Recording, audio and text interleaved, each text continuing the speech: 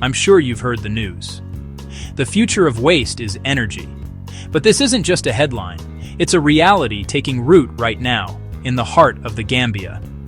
Here, a quiet revolution is transforming the agricultural landscape, turning what was once discarded into a source of sustainable power for communities. It all begins with simple, rugged sensors placed strategically across local farms. Using LoRaWAN and cellular networks, they continuously track crucial data points like moisture, temperature, and the volume of available crop waste. This information is streamed in real time to a central dashboard, alerting farmers and technicians. The data precisely tunes the anaerobic digesters, optimizing internal temperature and retention time.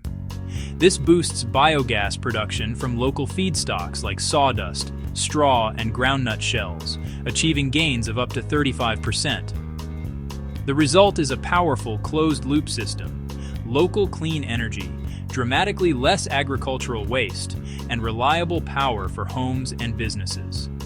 This pilot proves that smart IoT can turn agricultural surplus into community opportunity. Now, the challenge is to scale this transformative model across West Africa, creating a blueprint for a cleaner, more connected future. Visit www.fortisinvicta.com to learn more.